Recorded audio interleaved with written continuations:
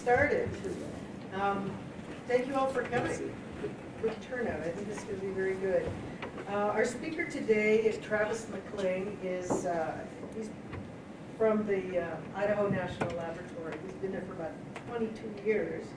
And right now he's a research, science, and business lead, research, science, and business lead for this project and others. He's a Montana boy, grew up in Laurel, and then failed as soon as he needed to get educated. He got his bachelor's and his master's degree from Idaho State, and right now he's just finishing his dissertation at University of Idaho. Almost a doctor, he's like that. ABD, yeah. And he has agreed to answer questions when we're done, but also he says he's willing to, Travis is willing to be interrupted by anybody who has a question as we're going along. So, let's welcome Travis. Thanks, I appreciate you asking us to come up here.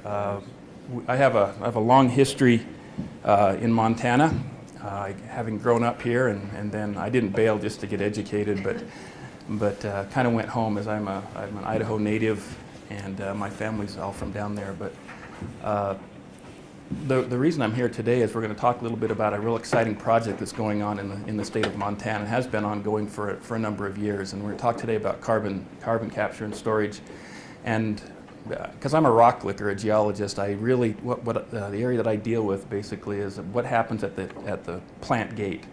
So I take the CO2 from the plant gate and then put it into the ground, and then we figure out what goes on there. Can we do it safely? Can we do it securely? Can we do it with enough public acceptance that it's viable? Even the best idea will never go forward if the public won't accept it. And I do a lot of work. Been appointed as an advisor for the governor in the state of Idaho to deal with some science issues, and one of the things we have to deal with is that public perception is reality. And so part of what we do in this project and a lot of the other projects is public outreach. And so any chance we get to go out and speak to the public, to speak to other educational institutions, research institutions, we do that every chance we get. So as we go through this presentation, please feel free to ask questions. I think we can stay on time. If we start getting closer, we may have to wait and take some questions at the end. But this is an interactive forum here, and do my best work when we have a chance to interact. And I will. This presentation is, there's parts of this work that I do and that I own, and there's other parts that other people own. I'm going to cover the whole gamut here today. We're going to be a mile wide and inch deep on this, so if you need to delve down somewhere, let's go ahead and do that. By training and education, I'm a geochemist. And so my specialty is low temperature. I look at groundwaters, how they got there, how you tell how they got there, where they've been and where they're going. And I spent my whole career doing that, and that's what I do in this project. In 2003, I got a tap on my shoulder that changed my life. Happily working along I'd done a little bit of glacier research, but mostly I was doing subsurface science, transport, and water fingerprinting. A colleague of mine, he's actually my PhD advisor and was my master's advisor, very good friend. He tapped me on the shoulder and said, "Travis, can you take a phone call?" So I walked into the room and sat down and took this phone call, and it was people from Montana State University, and they said, "What do you know about carbon dioxide?" That was 2003. We wrote the initial proposal, not really thinking we had much of a chance. Travis? Yeah. You have some competition here. Can Okay. you get an echo off the backwards? Yeah, can we? Okay. So you want me to? Usually I have a loud enough voice, but I'll speak up louder. So. Who knows? Why? All right. So that changed my life. So since 2003 to the current time, I've spent a good deal of my research time dedicated to seeing whether or not carbon capture and storage really is going to work. And that brings me here today to Butte and talk about the Big Sky Carbon Sequestration Partnership. The partnership is one of 7 national partnerships spread across the United States. There's actually only 6 of them now because the one in California has withdrawn and is no longer part of the study. The permitting and some of the issues associated there, and CO2 was hard to get, so they dropped out at phase 3. So there's 6 of them. Currently, there are 5 projects that are injecting CO2 into the ground. and monitoring them. We have, I think we're around 7 million tons of CO2 total stored, and that number climbs every day. 1 million tons seems like an awful lot, but it really isn't in the grand scheme of things. For instance, Colstrip Power Plant puts out about 19 million tons a year. So we're just a fraction of that, but the scale which we're doing this at is beginning to approach industrial scale. Our project is based out of Bozeman at Montana State University. It has partners all across the United States: Schlumberger, Lawrence Berkeley National Lab, Idaho National Lab, Los Alamos National Lab, Vecta Oil and Gas, Schlumberger. Numerous Shell organizations play a role in this.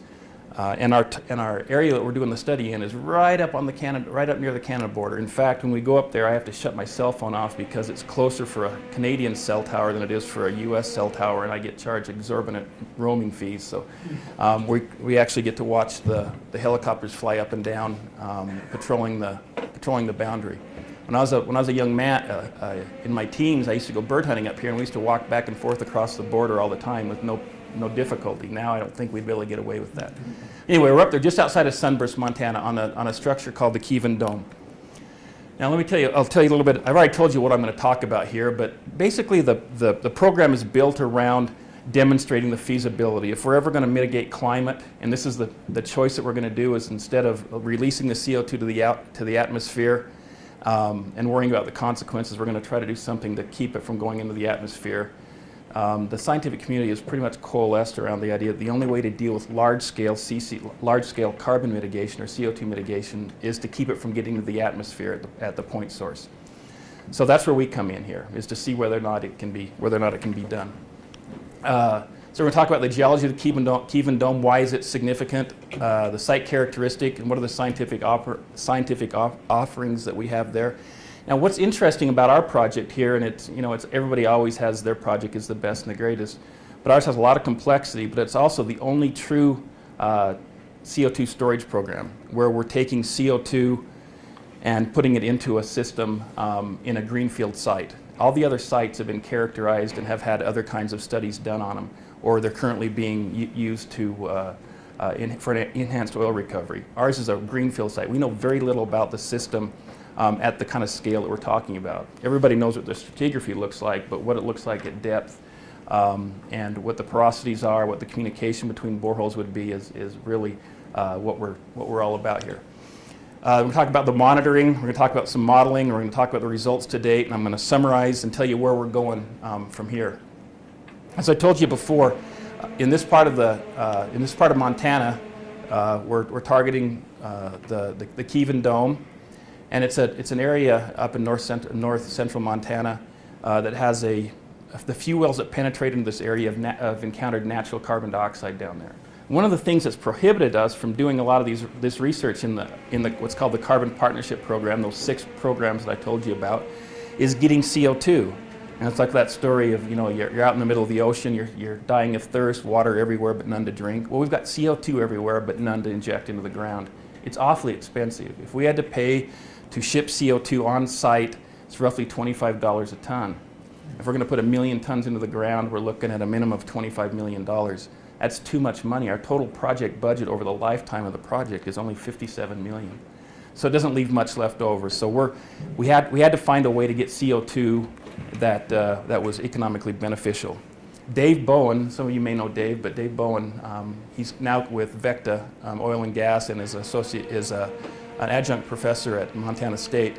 He's was looking at these big domes that exist in Montana and was familiar with the natural CO2 trapped in the Kevin Dome in the Duperow Formation. So there's a water leg down here and there's a gas leg up here. And so we looked at that. We found the partners. We were able to identify some landowners who would participate, and we went ahead and went forward with the project.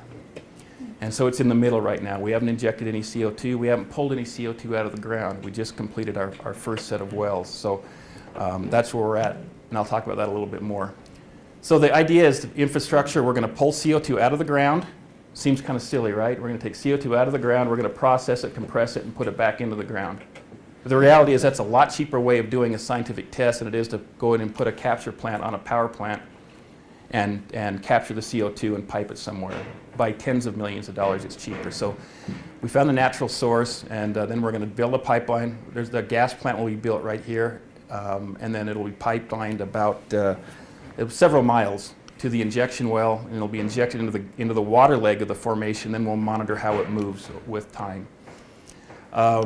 So we're looking at, there'll be 4 monitoring wells, up to 5 production wells. How well the formation gives up its carbon dioxide really will determine how many production wells we need. We need to have 1 million tons over 3 years, so we get roughly 300,000 tons a year. If 2 or 3 wells will work, then we'll go with 2 or 3 wells instead of 5 wells. And then we'll inject for 3 to 4 years, and then we'll monitor, and then at the end we have to do site closure. An interesting thing about this, and I'll talk about it in permitting, is that the US EPA in their programs have identified a UIC, the Underground Injection Program, Class 6 wells. This will be the first Class 6 well that will be permitted in the state of Montana, in this EPA region, in fact. Okay, so there are currently 3 EPA Class 6 permits that are in existence. They were just released and issued within about the last 6 months. So this is brand new to EPA. This is brand new to this region. And so some of the things, this isn't like oil and gas or drilling a water well. Okay. So what is the Class 6? What does that mean? Is it It's CO2 specific. Yeah. So where you have class 5 wells, class 1, the different kinds of wells, whether or not it's an oil and gas well or an experimental well, class 5 kind of things. This is a special class of wells that was developed about simultaneously with the start of the DOE carbon sequestration program. It's a real interest. It's like finding your way through a maze, and nobody has ever been there before. It is fairly different and onerous. What do you mean when you say it's injected in the water leg? Okay, let me explain. So, carbon dioxide is buoyant relative to water, and especially in these formation brines that are denser. So the carbon dioxide that forms here, like oil and like gas, it comes to the surface.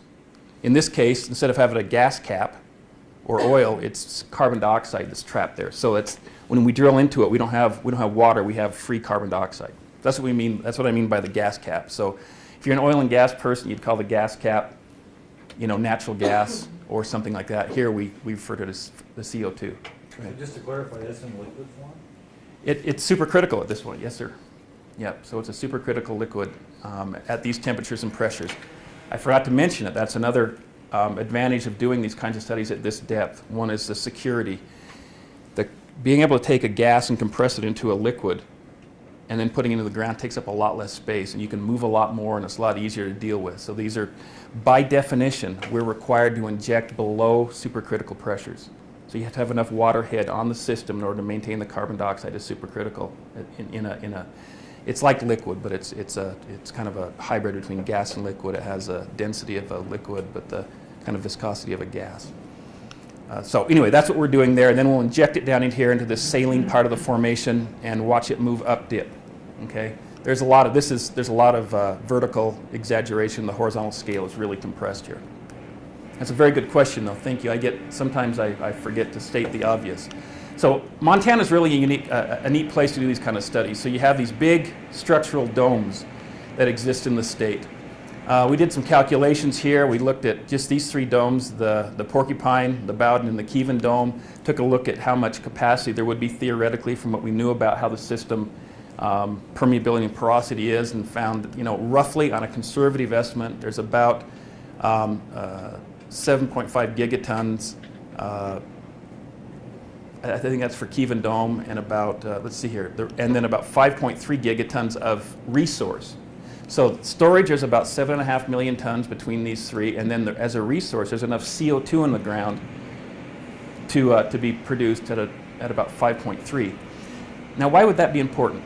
Why would we be interested in finding how much CO2 there is, and could we get it out of the ground? Well, CO2 is what we use for enhanced oil recovery. After you go through and you do a primary water flood and other things, you get to a point where the CO2 is still bound up, or the oil is, and you can't get it out of the formation. Currently in the United States, we inject about 45 million tons of carbon dioxide to recover oil. So the CO2 goes into the ground, it solubilizes that oil, and it moves the oil to the injector well. And so what you do is you inject carbon dioxide, and then you inject water, and then you inject carbon dioxide and water. It's called a WAG, water alternating gas.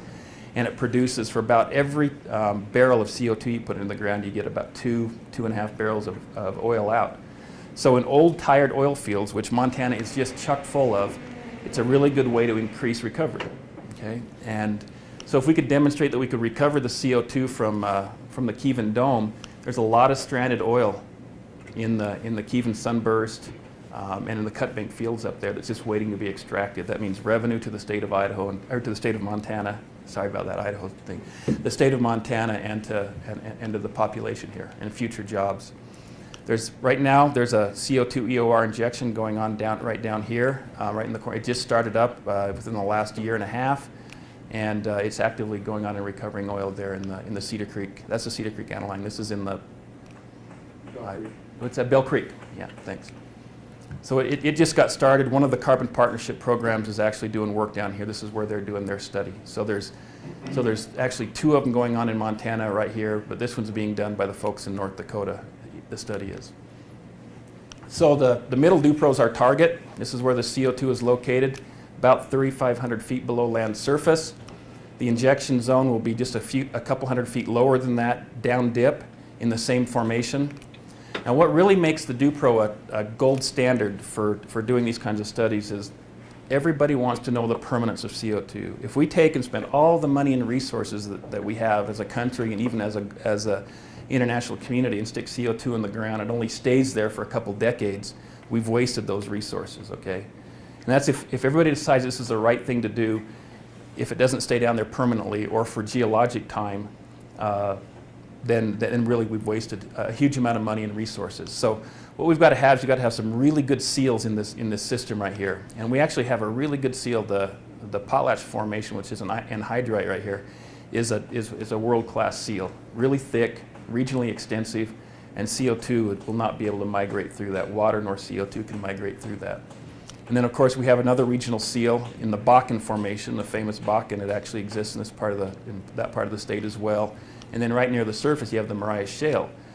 And so you've got all sorts of these seals. You have a primary cap, and then you have a lot of tertiary seals that are available. Okay, so really it's going to be very difficult for anything to be injected here and have it make its way to the surface. The only other way you could make its way to the surface is if it found an old abandoned well that hadn't been plugged or characterized. And then there's an obvious pathway for it to come to the surface. But geologically speaking, there just isn't any leakage pathways. So this is considered a gold standard, a high quality system to be able to do these kinds of studies. Incidentally, we spend quite a lot of money going out trying to find old and abandoned wells to make sure that there's none of them within our area, aerial coverage, to make sure that that there will be no leakage to the surface. So up in this area, it's a long producer of oil and gas for the country. It's one of the top producers over its lifetime. There used to be oil refineries up there. In fact, there's a Superfund site of the old Texaco refinery, and so it's been actually declining production for a large number of years. But there's an awful lot of wells drilled up there. If you look at the Blackleaf Formation, there's almost 6,300 wells that have been drilled into that formation. If you go down to the Madison Formation, which, by the way, is what we consider regulatorily, we consider that our lowest, most USDW, or United States Drinking Water classified aquifer. Even though the TDS is too high, it still for you to want to drink it, it still falls in the regulatory. It falls below the 10,000 part per million standard. So we have to. This is our first receptor right here. So we have to. This is where we're going to be first watching in case any CO2 ever did leak. And there's 850 wells that have been drilled in the dome. Just to the Madison Formation. It gets washed out here. It doesn't show up very well, but you can see there's a few wells that actually penetrate through the Madison into the Dupro Formation, and very few that penetrate through the Dupro. So there are only 90 wells that penetrate to the Dupro, and they're spread all the way all across the Kevin Dome. And the reason for that is the pay zones right up here. Some of them have produced a little bit of gas, but there's not a lot of pay there, so there's never been much motivation to drill down there. We were able to find some of the well logs from some of the exploratory wells that were up there, and that's how we're able to find that there's CO2 down there and that there might be some permeability that we can exploit. So this it really kind of shows that over over 100 years, how many wells you can drill in a system. And if you kind of multiply that by all the other domes and oil patch work that's been done in the state of Montana, you have an awful lot of wells drilled. So here's the cross section. We told you down here is the Duperow Formation we're targeting, and this is a stratigraphy to the surface. And here's our potlatch in Three Forks. This is our primary seal in our area.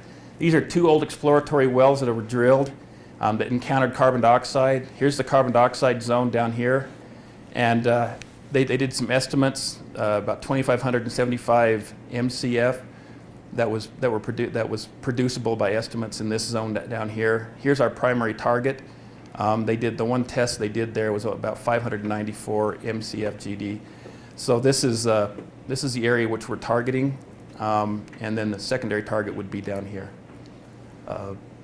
And in fact, we've just drilled our wells, and we found, we've got the stratigraphy for the new wells. See, Macintosh did a fun thing here. It changed my font a little bit, but so we have the Duperow Formation is a dolostone, okay, and it's fractured and broken up, but it's infilled. So there's been secondary mineralization, and there's a lot of anhydrite lenses that exist in this zone. So it's really a tight formation. What we're hoping to do is exploit a couple of zones that appear to have some anomalous permeability, some high permeability that have been seen in other wells. Okay. So part of our project is that we've got to drill our own producing wells. Those are kind of, they're expensive. So anytime you have to drill a well, it cuts on how much science you can do. So if we have to drill all 5 production wells, and we have to drill 4 or 5 monitoring wells, and we have to drill a well to monitor the Madison, you're looking at, $3 million per well roughly. So it costs an awful lot of money. But it gives us an opportunity to study how the system evolved over time. How did that CO2 get there in the first place? What's trapping it? How long has it been there? How much can we recover?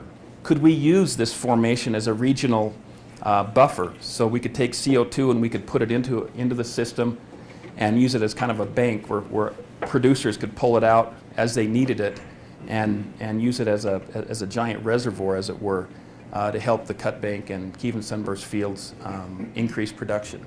Those are questions that we'll be looking at. The second one is the carbon dioxide is stored in a reactive rock. And now what do I mean by a reactive rock? Carbon dioxide in and of itself isn't reactive. You can stick carbon dioxide, you can put a rock, I do it in my lab all the time, you can just put carbon dioxide in a rock in a vessel and leave it there indefinitely and nothing will happen. Add a little bit of water to that carbon dioxide and it changes the story completely. Carbon dioxide will dissociate and form carbonic acid. And then you have a free proton running around in there, and even though it's a weak acid, it can do an awful lot of weathering. And so in my laboratory at Idaho, at INL, I do a lot of studies where I look at the effects of what happens when you put a rock, water, and carbon dioxide in the same contact, and see how that evolves over time.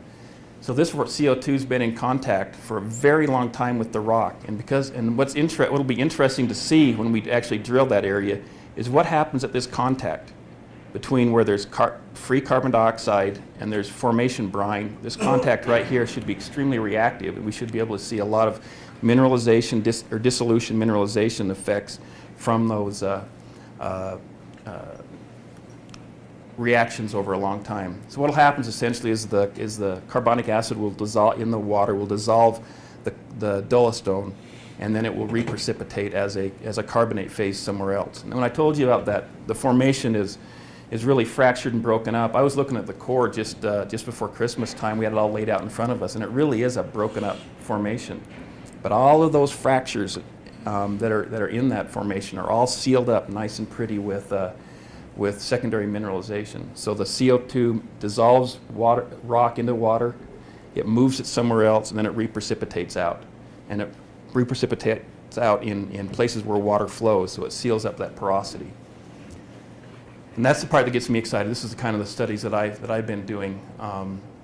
So we'll inject that CO2 into the water leg, and we'll be able to watch that evolve. So in that zone, there will have never been CO2. So we'll inject CO2 into it, It'll change the local equilibria. The rocks will start adjusting to it, and then we'll be able to watch the chemistry vary and how that system evolves over time. It's really pretty exciting. My wife doesn't think so, but I think it's pretty exciting. To still retain the engineering, so what exactly does it mean to be able to do this kind of stuff? How recoverable is that CO2? How permanent is the storage? How fast can you inject it in there? If the formation here can yield X amount of CO2, but over here it can only take X minus some number, and you have to have more injection wells, that's a problem. So whether or not that system, how well it responds and how much heterogeneity there is from one place to another is another thing that we'll be addressing. And then of course, we'll, through these observation wells and through our geophysics program, one of the critical things we're going to have to do is we're going to have to be able to see it. Can we see the carbon dioxide? The one thing you don't want to do is you don't want to drill a monitoring well down into your CO2 plume, because then you form a pathway for leakage. So can you see it remotely? Can you see it through water chemistry changes? Can you see it through using geophysics, active and passive? Those are big questions to be addressed here. And you know, you can rest assured if we ever move to a place in this country where carbon dioxide storage is the valid way of dealing with CO2, there's going to be somebody with a little black book that's going to keep track of the CO2. Because the companies are going to do it, say the oil refineries, the cement factories, the power plants. They're not going to do it just because they're good neighbors. They're going to do it because they're forced to do it by some reason. So it'll be a tax benefit or to avoid a penalty. And so somebody at some point is going to come running around there, and they're going to have to go and say, well, you say you've injected, 10 million tons of CO2. How do I know that that CO2 is still there? Or else you're probably going to have some sort of fine structure. That's how we see it in all the rest of the systems if you're doing SOx and NOx and other kinds of things. So we're going to have to be able to demonstrate that we have the resolution to see the carbon dioxide down there. And so somebody can put a tape measure down there and say, well, yep, it's about right. That's about how much CO2 there is down there. And you think that's kind of trivial? If you're, my brother used to work for a company that planted trees. After a clear cut, after a company would come in and log them, and then they'd go in and plant these trees. And somebody would come in later and they would check off and they would mark off an area and they'd say, all right, 87% of these trees lived. You're required to keep 85%, so therefore we'll pay you. Well, in this case, a similar situation is probably going to exist, and we've got to be able to demonstrate that that's the case. And at 3,500 feet below land surface, that's not a trivial exercise. And then, of course, I talked to you about it before, is that we believe the DuPro has two porosity zones, and what we'd like to do is be able to inject in both of those zones to see the feasibility of stacked storage. So not just relying on one zone, but if you could have a stacked storage scenario where you could have a zone that would take CO2 here, and then just 100 feet above it, another zone that would take CO2, you may be able to increase the amount of carbon dioxide you put in the ground over a given period of time, and therefore maybe even reduce the impact, say, of pressure and things like that may happen from injection. So it's a pretty complex story here we're looking at, and being able to demonstrate that we can do it safely and securely is really the crux of this whole point. We know from long history in our country that we can move carbon dioxide around the country and inject it into wells safely, and we've done it for a very, very long time. I mean, we're 5 decades plus into using carbon dioxide as an enhanced oil recovery media.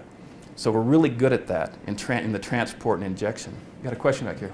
So what does happen to that carbon dioxide that's used for enhanced recovery? It's a really good question. So what they do is you put the CO2 into the ground, it moves through the formation, it sweeps some oil out, you recover it, and you put it through a plant, and you decompress it, and you pull the carbon dioxide off, recompress it, and put it back down into the ground, and send the oil off and the water off in a different direction.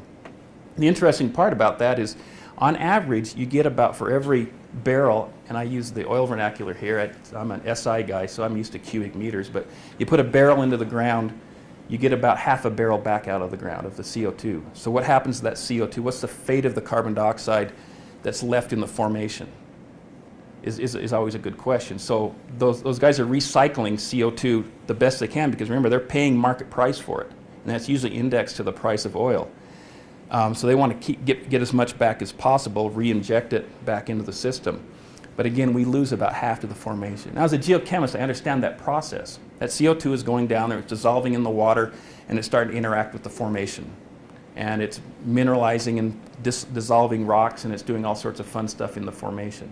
What the exact fate of that CO2 has never really been studied, although I can model it, and I know the governing equations that would tell me what it's doing. But the study I told you about that's going on down at Bell Creek, that study is actually looking at CO2 injection in an oil field. And so they're looking at the cycling and where that CO2 is lost. So that's part of, ours is a little bit different focus. Theirs is looking at that CO2, and as well as some of the other programs that are spread across the country, is what's the fate of that carbon dioxide. Really good question. Let's see, let's go ahead and, so we get this question all the time, only a government job, right? Only a government job would consider taking carbon dioxide that's perfectly fine where it's at, pulling it to the surface, moving it around and sticking it back into the ground. And really, we're spending a lot of money to do that. And that, we explain that over and over and over again, is that it's about economy and it's about demonstrating a couple of principles. One is that we have a lot of stranded oil up in that part of the state, and being able to get CO2 to the market for recovery is a beneficial activity. So we're trying to demonstrate that. And then this natural accumulation, how expansive is it? How much really is there? Now, there are places in the Southwest where they're mining carbon dioxide. They pull it out of the ground, and then they transport it over into the West Texas area, and they inject it into the ground over there. And they've been doing that for a long time from these natural systems. But nobody's ever done it where we're looking at it now. So this is a test of proof of concept. Just because it's there doesn't mean we can get to it. And then the second one is the real part here is being able to watch what happens when you do it. When we remove CO2 from the formation here and we put it in over here, what happens to the formation? How do they adjust? There's a lot of questions going on right now dealing with doing just that, not with CO2 but with water in the fracking environment. There's all sorts of induced seismicity issues associated with tight oil and gas reservoir resource recovery, right? I mean, it's all over. You can't hardly pick up a paper without seeing something to do with induced seismicity, because you take water from some area and you put it back in another area, and when you inject it back in there, things kind of start to move around a little bit. You lubricate little fractures and little faults, and they create these little earthquakes. Well, it's concerning the public, and the public really wants to know what happens. So if large-scale carbon dioxide capture and storage causes those same kind of problems, we really want to know about it and know what kinds of mitigation strategies or what kind of rates would be involved to cause those kind of adjustments to happen. And then mitigation. So what do you do if you store it and you're into the storage project for 6 years, 7 years, or 10 years, and one of the monitoring networks finds you've got a leak? What do you do then? Well, I spent the first half of my career looking at how one extracts contaminants from a system that had been contaminated, a groundwater system that had been contaminated. How do you, terribly expensive, very hard to do, and in these kinds of systems, how would one do it if there became a problem? First of all, you go through the first and the characterization, the permitting phase. You'd never put it in a place that you suspected of having a potential leak. But if it did, what would you do? And so in this case, we're going to look at what the recovery, what kind of mitigation strategies one would use once we get it into the ground. We'll take a look at it and see whether or not it wants to move. How recoverable is the CO2? Could we mitigate a leak? The Montana State University folks have been working on a way of using microbes to stimulate the system to actually seal up any leaks it may establish. So if you had a fracture that was leaking, you could actually put these microbes in there that have a special enzyme in them, and that enzyme produces the chemicals necessary to form calcite, and they can seal up little fractures. So in theory, that's a possibility. So that's a question that's going to be asked right here. Is mitigation. What do you do if something happens? Well, obviously you'll carry an insurance policy on your operation, but an insurance policy really is there to help you pay for and mitigate any kind of response. And then, like I said before, to withdraw the injected CO2, if we put it into the ground, can we get it back out of the ground? We do this with natural gas all the time, right? We take natural gas from a whole bunch of different places, we put it into a reservoir and store it during the summer, and then during the winter when it's a high demand, we pull it back out. If we use the system up around Kievan Dome as the same kind of deal where you could put CO2 into the system and then operators, oil and gas operators, could use it to help recover additional hydrocarbon, can we put it in and can we recover it? That's a question that we're going to address directly is the reversibility of the injection process. Okay, so the seismic, we're doing some things up there for the very first time. Vecta Oil and Gas is one of our partners up there, and they own the leases. They're an interesting company. They're really they're almost like academics in how they approach exploration for oil and gas. They have the only shear wave vibrosis trucks in North America. It's these trucks right here, and they've been doing the seismic surveys up in our study area. And so they've been crisscrossing during the winter because they don't want to do no crop damage, so we can only do it during the winter time. They've been crisscrossing the area up there and creating the geophysics maps that we need for our study up there. It's interesting, if any of you have been up to that country, it's kind of rolling hills and whatnot, and there's patches of public land, there's patches of private land, and then there's the areas that have been undisturbed have a long history of Native American activity. And so part of our project, we've employed some of the folks from the Blackfeet Nation, and they go out and they help us identify, and some archaeologists help us identify cultural resource areas, and then you have to drive around those cultural resources. So literally walking in front of each one of these trucks along a seismic line is an archaeologist with his Native American counterpart walking along, making sure that the trucks don't drive over any of the old teepee rings or any of the kind of burial sites or anything up there. So that was a thing that we encountered in this project that was a lot more complex than we had realized.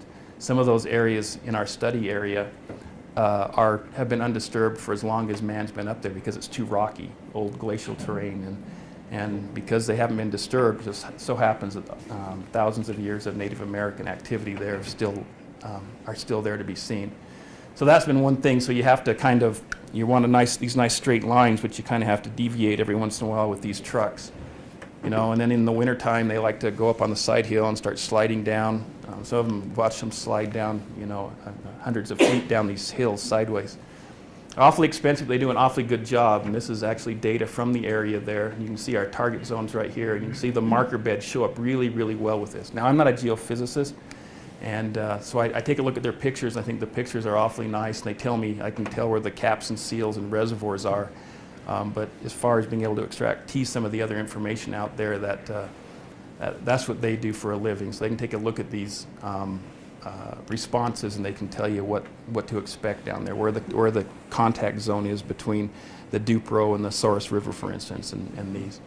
Are they able to image the gas cap, the CO2 accumulation? Yeah, I haven't seen. Last time they just finished the second survey I literally I think a couple days ago. I haven't seen any of the imaging that says that they see the gas cap yet. So it's still being processed. Whether they can or they can't, that'll be awfully neat to see, is whether they can see that gas cap in the first place. What may be the case is I don't know if they'll be able to see it, but they may be able to see when it's gone, when it's moved. Right. We'll have to see that. That's one of the big. That's the like the $24 million question, is whether or not in the end we can see the CO2. Now, some of the Norway's done the world's largest and longest ongoing carbon storage project just offshore there, and they've been imaging that system for a long, long time, and they're actually able to see the CO2 as it's moved through the formation quite successfully. So, but then again, they don't have as much cover as we have here. So we'll just have to watch and see whether or not that's the case. That's part of what we're trying to do, is whether or not we can see that CO2 down there in its current configuration when we start injecting it. Okay, as we drill these wells, for the scientists in there, we have to have some rock to work with.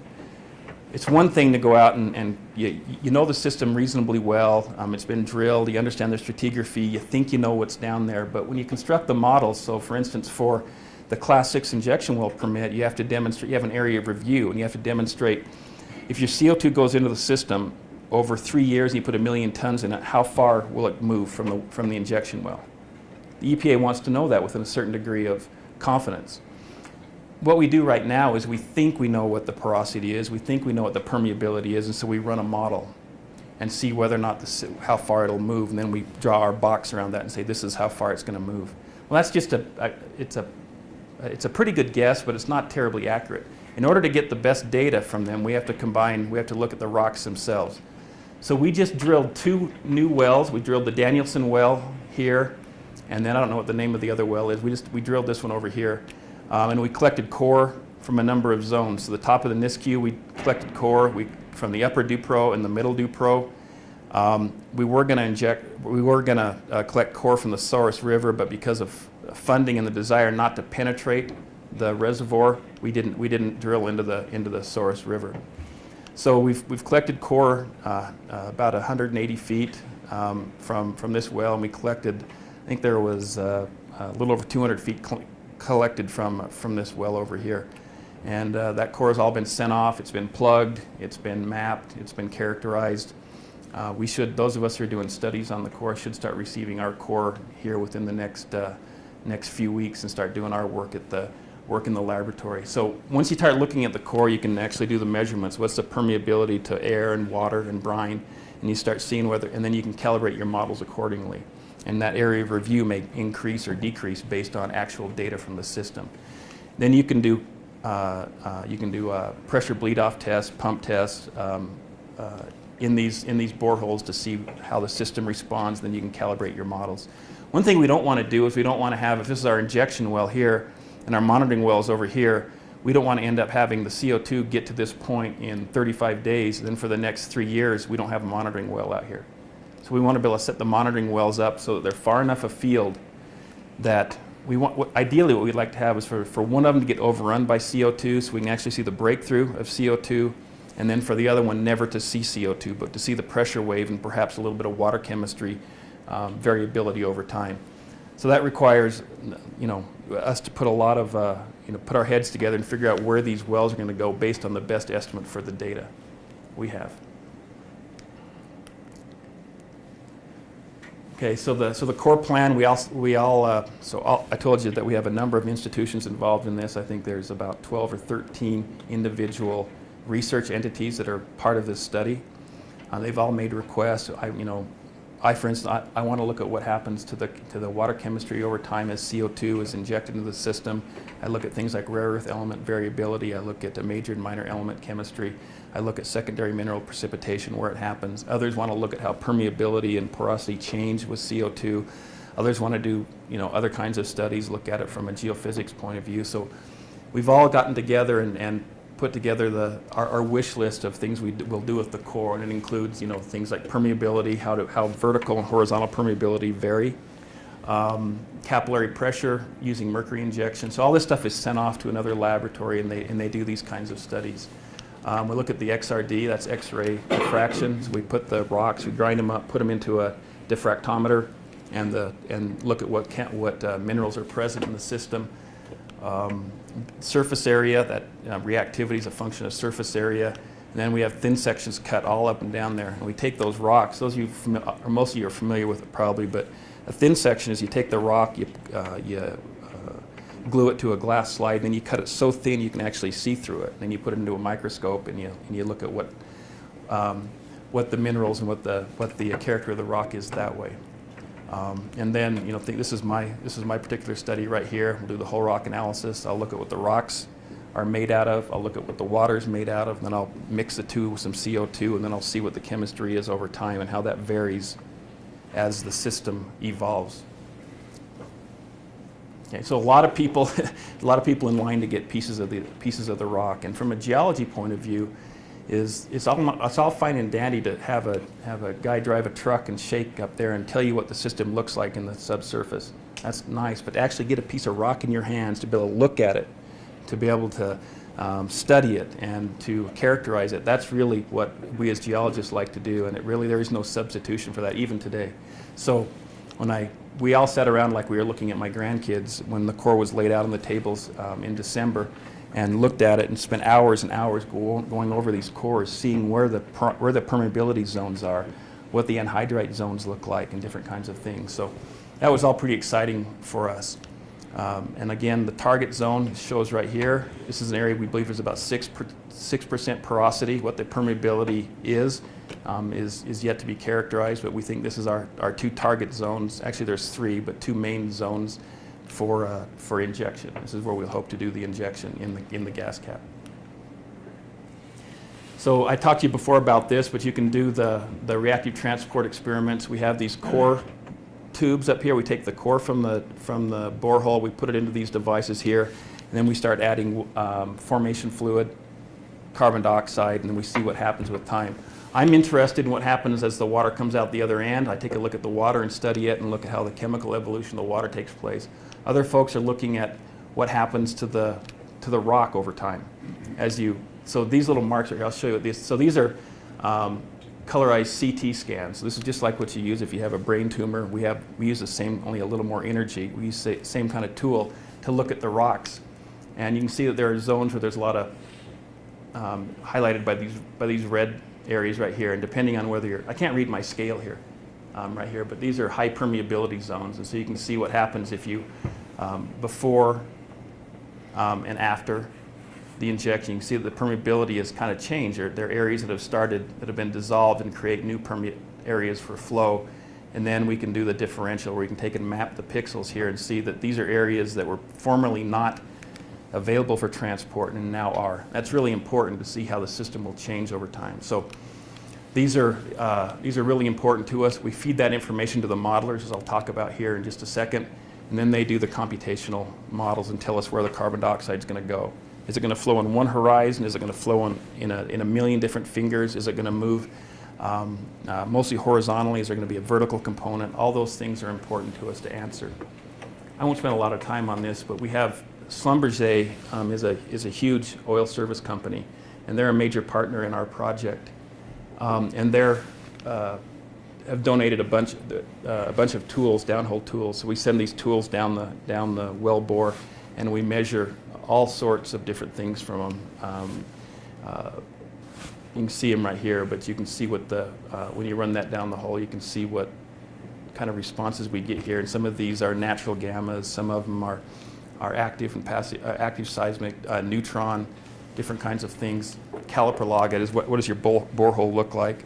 So all these are done remotely from the surface, and they can tell you when you drill the borehole, what it looks like down there.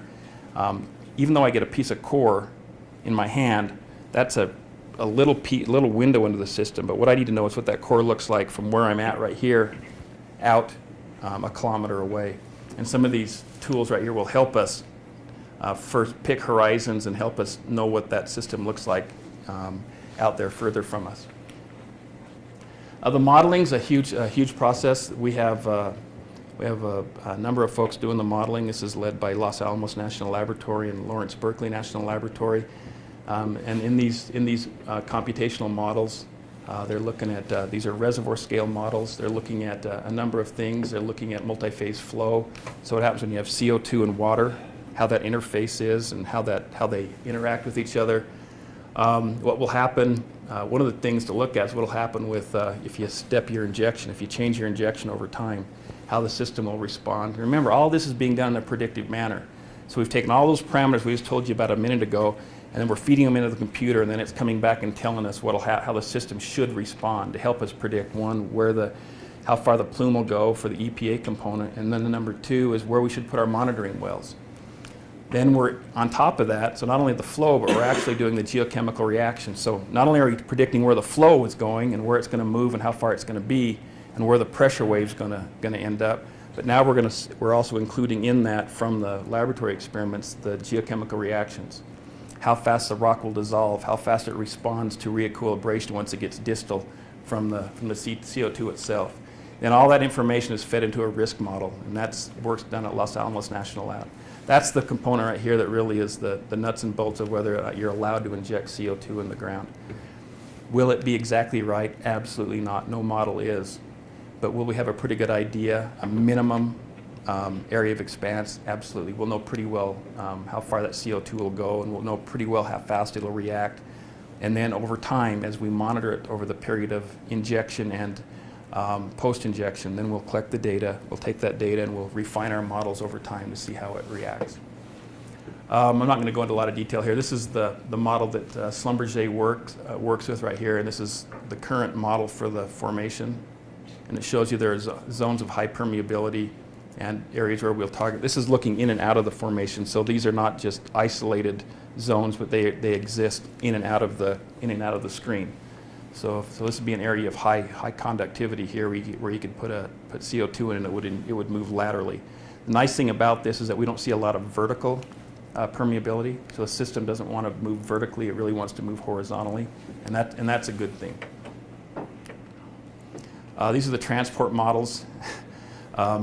Basically, the red is the injection well. If you inject at a given rate, that say you inject 300,000 tons per year, we know what that injection rate is, and we predict what it would look like in 1 year, what it would look like in 2 years, what it would look like in 4 years, what it would look like in 10 years. Now, those of you who know something about modeling will recognize something right here, that we're injecting into a pretty homogeneous isotropic media in this example here. So this is basically a sandbox model right here. When we take all the data that we get from the downhole tools and from the experiments and from the characterization, then they'll start putting the heterogeneities in here, and then that'll show the plume will actually have some dimensionality to it. It may end up being elongated in one direction. Okay, and it may, instead of going in and going out radially, it may go out, in one direction or go out in another direction. And that'll be helpful for us to know that the area of review may be long and skinny, or it may be square. We don't know that for sure yet. So that's all work that's being done by the national labs on the supercomputing network that they have. I'll blow through this really quickly here. One of the problems we have up in this area is there are a lot of wells, but there really aren't a lot of data points.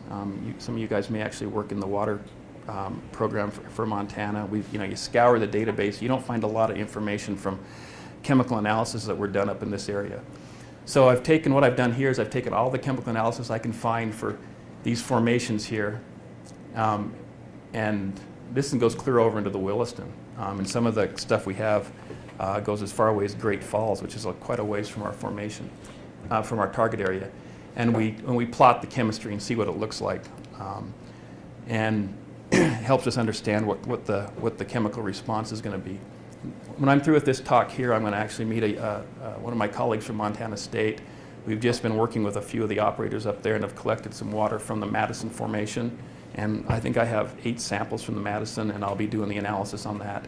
When I'm through with that analysis, I'll provide it back to our partners, and then I'll share it back with the state of Montana to add to their database. I'll go ahead and skip over this. I don't do the risk assessment. It's pretty complicated, but essentially what we do is we go in there and we look at what the various risk factors are knowing all we know about the system, where are our receptors, what are the risks at, and how can we quantify them. And then real quick here, this is kind of an overview about it. So this is the operation post-injection monitoring that we're going to be doing up there. So we have atmosphere and remote sensing. We have LiDAR, that's laser scanning that they'll be doing. So they do it either from ground-based or they do it with UAVs or airplanes. Hyperspectral imaging, that's one thing plants are really, really good at when they're exposed to CO2, when they were living happily normal, and then you have a CO2 leak, and we see that at natural systems. They start getting stressed, and it shows up in these hyperspectral images really, really well. So if there was ever a leak, these are systems that would show us what happens at the surface. Then we have eddy covariance. So we have these towers out there, and they monitor what the CO2 level is every day, every hour, every minute. And get a background, and you can see if there's ever any leakage. I'll emphasize this at this point. We do not expect the volume of CO2 that we're putting into the ground and how far it is from the surface and the kind of seals we have. This is all being done for an assurance point, make sure that nothing ever happens. But I can't see a scenario where we would actually see something at the surface. Soil. We have the same kind of things at the soil. We have chambers, and we continuously monitor the soil flux of CO2. And then the most important here is the fluid chemistry.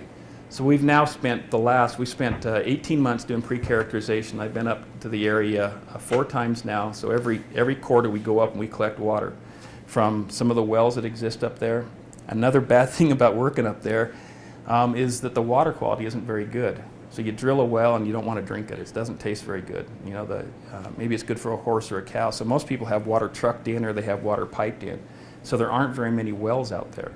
I'm used to working in systems like in the Eastern Snake River Plain or over around the Billings area where there's lots and lots of wells. There's wells everywhere. So there's data points everywhere you look. Up here, in our whole area that we're doing the study in, there's only about 8 wells. And there's only 3 of those wells that penetrate to any significant depth.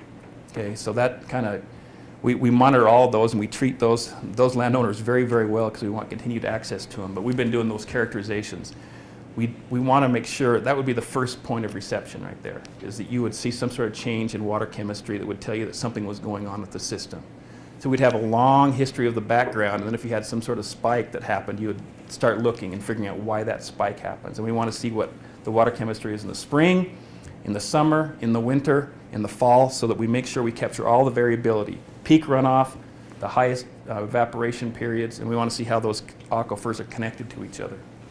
And then a deep subsurface here, this is the part here where we look, we measure between wells, we look at passive and active seismic. It's funny when you, it's maybe redundant for some, but when you inject anything into the ground, you put a little geophone down there and you listen, the earth talks to you. It actually has little micro bubbles form and pop. You have little fractures that move and squeeze and dilate, all sorts of things, and you can monitor that. And the geophysicists are really good at that. And there's active, which is where you use the trucks and you hit the ground, let the sound wave go down and bounce back up, and you listen to that, and you measure how long it took to go back. And so there's active and passive ways to look at that, and we'll be using both of them. We'll be injecting tracers in with the groundwater, or in with the CO2. We're all sorts, CFCs and a bunch of different things that are soluble, SF6, different things in the ground. So if we do see a problem and we're measuring, we can tell whether or not that what we're measuring is from the injection zone itself, because it'll have that tracer in it. And then this is area here that I work in here, and I've talked about that pretty close. Our tracers, carbon-14, we haven't permitted that yet, but our hope is that we put it into carbon, we put a little bit of C14 into the carbon dioxide, and we can detect it at really, really low levels. And so the CO2 that's going in there is dead, meaning that it's all decayed away. So any carbon-14 we measure in a monitoring well or somewhere would be from the CO2 we inject. So that's a really powerful tool right there. My area of expertise in this particular area is looking at the rare earth elements and the geochemistry over time. And we'll have monitoring. We'll have these special devices that go down into the wells and bring water up, all contained, so you don't lose any gas or you don't add any gas to it. It's called a U-tube assembly. It's a big stainless steel U, and it goes down and it goes 3,500 feet down into the ground. You put some nitrogen on it, and it pressurizes the system and brings water up. And so you're able to collect water from the system without having it become equilibrated with the atmosphere. Very important. And then, the assurance, I'm gonna kind of skip over this because we're right here at the end, but the assurance monitoring, that's really important to us. Several years ago, some folks, there's a CO2 EOR, Enhanced Oil Recovery Project, that goes on right north of the North Dakota border in Canada. It's called the Weyburn-Midale Field up there. And they started injecting CO2 into the subsurface quite a while ago. They captured it in North Dakota and pipelined it to Canada, and they've actually reversed their decline curves for their oil field. Well, once they started, the scientists started looking at this system and trying to understand what was happening to the CO2 in the ground. It got a lot of publicity. And some folks that were living up there, and they went out one day and they found a dead bird, I think it was, or a dead animal alongside one of their ponds. And the first thing they did is they went out and they said, well, this is, and they saw some bubbling coming up from the pond, and they said, uh-oh, the CO2's leaking. You've contaminated our whole system. So they made a big deal out of it in a big lawsuit, and people had to go in and spend an awful lot of money to characterize the system and find out that indeed what was happening was perfectly normal. There was no connection to the CO2 that was being injected thousands of feet below. My point in telling you this is that we don't want to have to go back and try to figure out whether or not anything that goes on up there, any anomaly that happens, is caused by us or not. So being able to do the background studying so that you know what the natural background is, that if anybody ever made a claim and said, hey, my horse died after it drank this water and it's from your carbon dioxide study, we can go in there and say, listen, we've been keeping track of the data here for the past several years. Here's what the water quality looks like now. Here's what it looked like before. It hasn't changed. And in addition to the work that we're doing, So if you go into a court of law and some lawyer sits across from you and they say, yeah, but you generated that data. So what we're doing is we send it off to an independently certified EPA laboratory and have them do an analysis in parallel with some of the analysis we do. So there's a legally defensible mechanism. It's a good idea not only for protecting the state of Idaho and the people that live here, but the whole scientific community in general, so that there aren't accusations made that can't be substantiated. And that if something did happen, we'd be able to say, well, in fact, look, there is something that happened right here. There was an event that happened. And we could tie it into the project or demonstrate that it wasn't. So this is really important. We learned an awful lot about what happened, about that kind of process through that Weyburn-Mydale problem. Eventually the folks were, it was proven to be non-factual and their lawsuit was dismissed. But for a long time it dominated the CO2 press all around the world. Thousands and thousands of articles were written about this family and the fact that they'd found a couple dead animals around there. So we want to be really careful to make sure what we're doing has no impact on the public. How long do you do post-monitoring in this project? Yeah, so we'll do post-monitoring for I think the permit, the EPA permit will probably require monitoring for a decade. Okay, and the project will do active, it'll scale, so it'll be really high first, it'll scale off over time. But I think we'll be doing it for 4 years afterwards, serious monitoring, and then it'll taper off to monitoring at a less frequent time. So basically nobody's ever going to, I come from Idaho and it's, no place is truer than it is in my backyard where what Mark Twain said, whiskey's for drinking, water's for fighting. Any perception that we would impact people's drinking water supplies is a non-starter. There's no way, it doesn't matter what it's going to mean in terms of climate impacts. We don't want to impact our water, and I understand that. So able to demonstrate that we're protecting the environment and that what we're planning on doing is safe and secure is ultimately this is a penultimate goal of what we're doing here. This is the project boundary. I should have had a figure. If you drive over here, this is called 9 Mile Road right here, and this point right here is 9 miles from Sunburst. Okay, so to give an idea, the interstate sits over here, and then we're about, I think we're about 6 miles total. So right now, this is our project boundary right here. This is where we're doing all of our seismic lines. This will be we're actually sampling waters. We have water samples from a variety of places around here. I think we're currently sampling 14 different locations. This is the production area. The first well was drilled right here and was completed in October. And then the second well was over here. It was in the injection zone. It was drilled and completed at the same time. They moved from one place and moved to the other place. Landowners are really good to us out here. They've been really good partners with us. Fun people to work with. We take really good care of them. So we've gone in and we have some drilling pads here, and we've gone and mitigated the impact to the landowner for the space that we're taking up, and there's actually access roads that we had to build to get to these places. And so we've engaged the community all the way to Shelby and beyond. We bring them together several times a year. We talk to them. We give them presentations. We work with the schools around the area. And what was initially a skeptical community has been brought to a point where a lot of folks are really friendly to the project. You still have a few people that think it's a giant boondoggle and can't understand why one would take perfectly good CO2 from where it's at and just move it a few miles and put it back into the ground. We're always going to have that. But public outreach has been a huge part of what we do. You had a question there? How much is the total area of those area? How much- Closed by the wetland. How much is that? So let's see. Yeah. So we've got I can't even remember what the area is. We've got 2 miles, so that's roughly 10 miles by 50, so 150 square miles, something like that. Okay, I see that. Yeah. So the gas plant will be here, and the production wells will be here, and we'll pipeline it over here, and put it down dip into the water lake there. One thing too, we found that doing work in this area, it's a lot better to work with the private landowner than it is to work with the state or the federal government. It's a lot easier to work out an agreement where we lease or we rent land from the farmer and whatnot than it is the state and the federal government. They're really hard to work with. They're negotiating fees, negotiating structures, costs for what the CO2 is worth and whatnot is really, really hard. So Almost all the work that we do at this project, in fact, all of it is on private land. And we're able to move the project forward a lot quicker than we would if we'd have gone on to state sections that actually exist right proximal to our location. Initially, we'd planned on dealing with the state on this and found that the public actually was a lot easier to work with. And I found that over my entire career. If I need to drill some wells or need to do a study, oftentimes I'll reach out to a landowner and work out an agreement with the landowner. And that's a really nice collaboration between the people that live in the area and the people doing the study in the area. We're not just strangers there now. We're not just these people that show up in funny-looking clothes and walk around looking at rocks. Now we're partners with the folks, and they're actively engaged.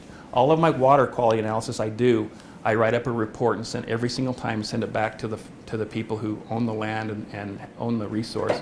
Sometimes they'll call me back up and say, well, we want to put we wanted to put this well into production and start irrigating for some cattle. Can we do that? Well, and so we talk to them a little about what the water means, and we point them over to their extension office and ask them to go talk to them. So that's really been a huge part of this is to interact with the public. I'm just about done here, but I've covered this pretty well here. These are diagrams that show water chemistry where they plot, and we see that water chemistry varies significantly depending on where you measure it. If it's in the Madison Formation or it's in the surface, the water chemistry is pretty significant. Pretty interesting up here. These waters are highly sulfitic waters, so they've got a lot of sulfate in them. Where I come from, all that anion budget is bicarbonate. Here it's sulfate, and it actually makes the water has a pretty high TDS, so it's not very drinking water friendly. This is a picture of the air monitoring systems we have right here. So this monitors all the time. Here's CO2. This is barley. And you can see during the day and the night, day and night, day and night, day and night. So as in the daytime as the plant respires, and as at nighttime as it rests, you can see the CO2 flux over time. Here's our injection site here, and this is what the land looks like. It's mostly agricultural land. These are the area here that we talked about right in here that had so many cultural resources in it. So we've got these kind of things all over the place now, and so it's pretty fun to talk to the public and bring the school kids out there and show them what we're doing. We've done that on numerous occasions. This is the well when it was being drilled at the Danielson site. And here's what the drilling pad looks like. This is the Klondike Ridge behind. This is where all the cultural resources are up there. And then, our accomplishments for today, I think I've covered those pretty well. The outreach, people have been engaged. We've been talking with the public. We're talking with the political leaders of the state and county and city. We've done the risk assessments. We've looked at the scenarios that could possibly happen over the time. We've created an atlas that shows us, what the Kievan Dome system is made of. We've collected that's double now. We've collected about 50 square miles of 3D and 9C seismic data. We've created a geologic static model. It's currently being updated with the new data. Our flow modeling is performed. That's where we define the area of review for the EPA permit. Our first 2 wells are drilled, getting ready to drill our next wells, and then the baseline assurance. Now we're at 4 water sampling campaigns, and we've got a continuous soil flux and hyperspectral image data that's being collected. So we're moving on right now. The next real big step is to prove the wells, put them into production, and start injecting carbon dioxide. We would hope that we would be into that phase by the fall. And then, this is my summary. I've already covered this pretty well here, is that we've collected a lot of data, and the data is pretty interesting and has largely been pretty successful in every aspect. In spite of having the seismic data has been really the big surprise. The seismic data is, initially we had built the models based on the nice perfect grid, and we found out we had to really kind of weave around, and the resolution of the seismic data has been really, really pretty good considering the kind of the adverse conditions that we've had to work in underneath there. That's where we're at here. Weather is always a problem in that part of the country. This year it rained so much that I've never had, in all my 25 years of doing field work, I've never had to wear mosquito netting. This year in June, July, and August, the mosquitoes were so bad you could hardly work up there.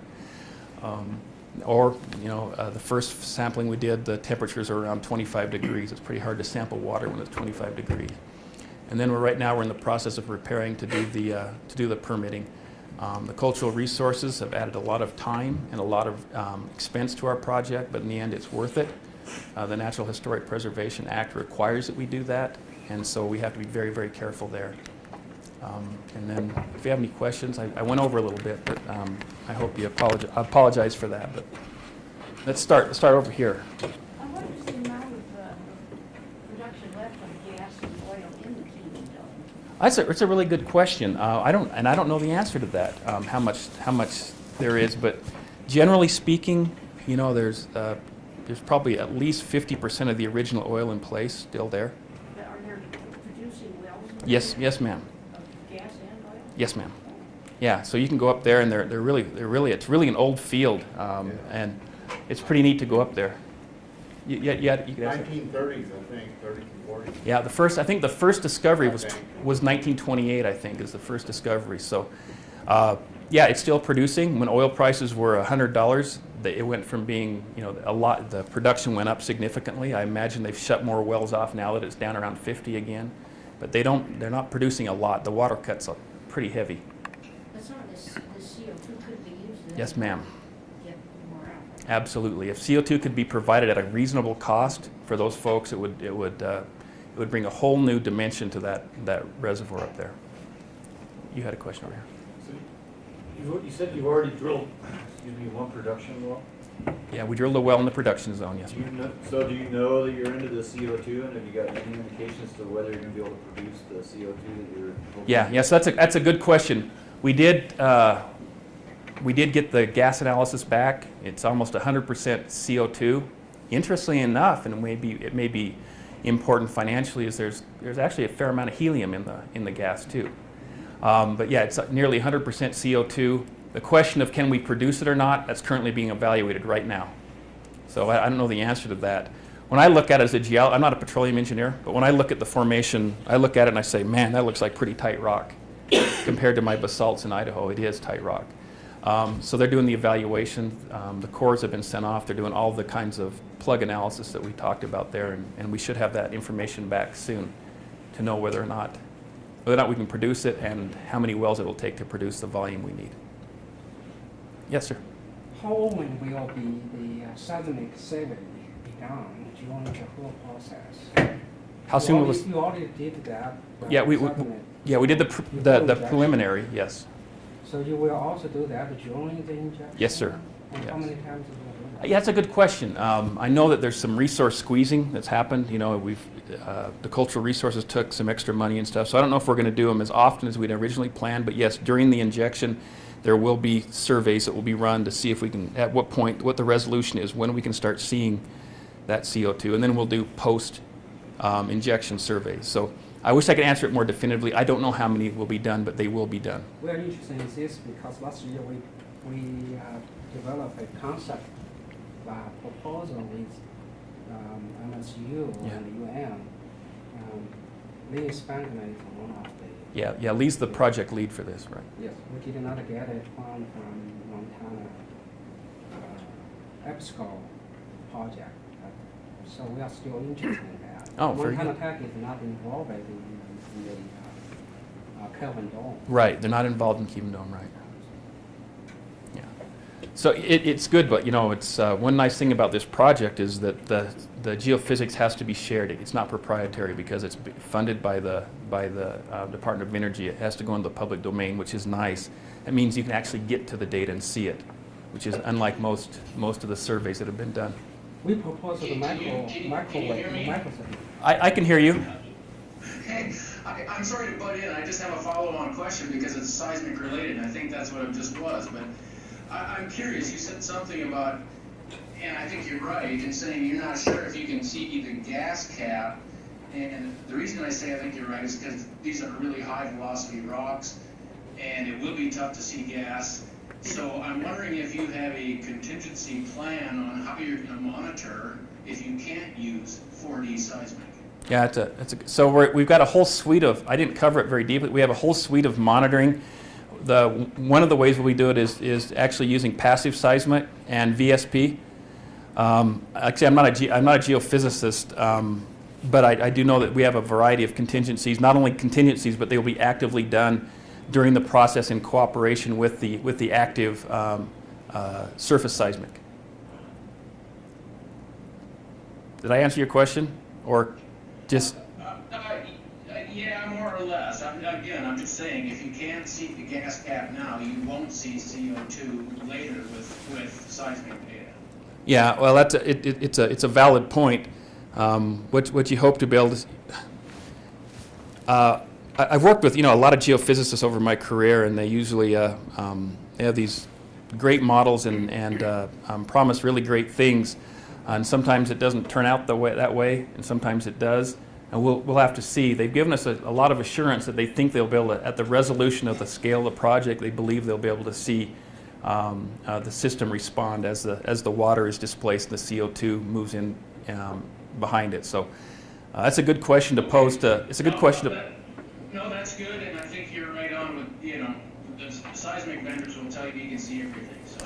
Yeah, well, first, Okay. yeah, the first thing they ask you is how much money you have, and then they say, well, we'll give you that. Yeah. All right, we had a question over here. Just a quick question. When the project's all over, who's going to own the infrastructure? That Vecta will own the infrastructure. So the wells, the production wells and all that, Yeah. that was part of the contract? Yeah, they own the mineral leases too. So Okay. that's why it's important whether or not, if there's any for instance, helium in the system, or if we have any oil show in it, it may be important to them. So they're gaining information, and they will have the infrastructure when it's done. And maybe they'll produce CO2 for their system. So we'll go this way, and then we'll That general area is had some historic seismicity up there.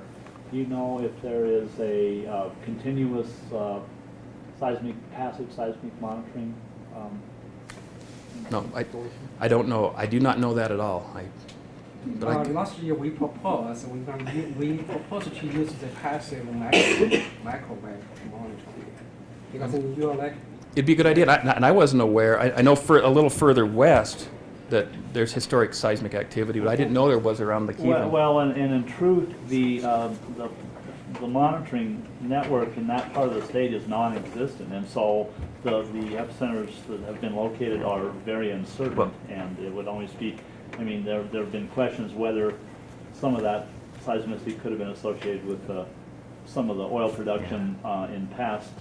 Yeah, and because the production zones are under pressurized, they've been you've been pulling the water out and putting them just into infiltration ponds or basins forever. So we know the Madison's under pressurized. So there's been some stress induced that way.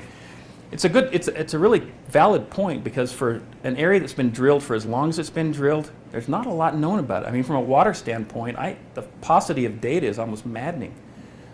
It's really hard to try to understand whether or not the system is this chemistry or that chemistry based on 3 wells or 4 wells. So we've had to go a little bit further afield. So from a seismic point of view, it's just as valid as it is from a groundwater point of view. I think the closest permanent seismic monitoring site is well over 100 kilometers from that area. Well, you guys should get that funded and put something up there. I should. Yes.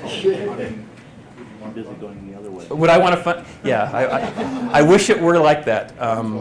Yeah, I wish it were that easy. But we'd love to co-propose with you. We have a pretty significant seismic presence at Idaho National Laboratory. We've been doing seismic monitoring on the eastern plain and around for decades and decades and decades. And so we have a pretty sizable program there, and we're always looking for collaborative opportunities. So somebody else had a question here. Is that it?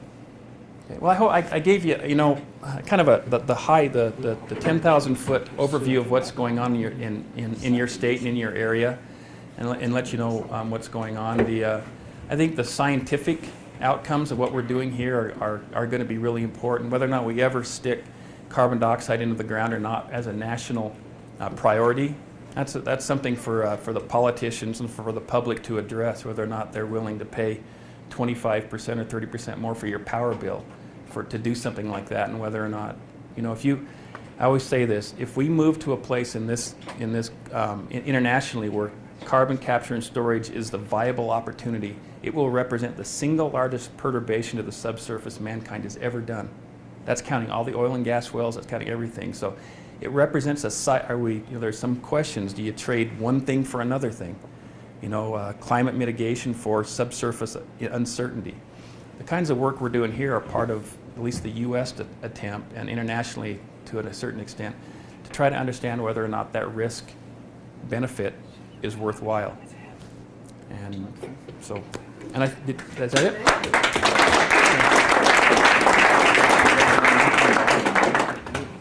Thank you.